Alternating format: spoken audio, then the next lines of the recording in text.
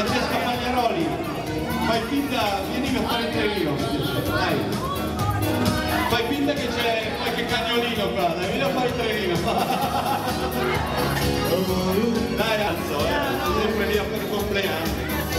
Per piacere anche te che stai sempre seduto, non far finta che non sto parlando di te, è di te che sto parlando, Ricciolino, chiamamelo tu per piacere. Francesco, per piacere, alza le chiappe.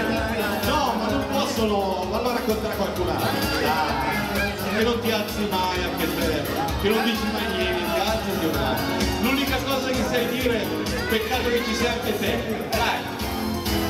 Ehi tu, prendi esempio da tuo padre, lascia stare i capelli della fanciulla, vai a fare il trenino, dai. Anche te, ce l'ho anche con te. Mimmo, ciapa la Carmen e vai a fare il trenino, dai.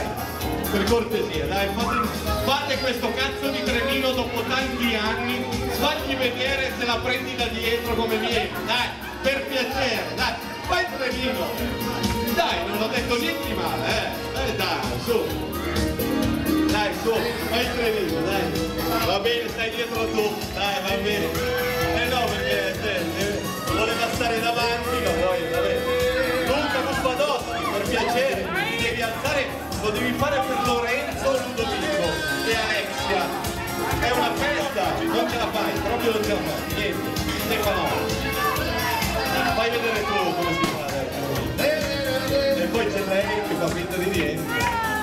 Ma è meraviglioso per te, perché fa finta di niente.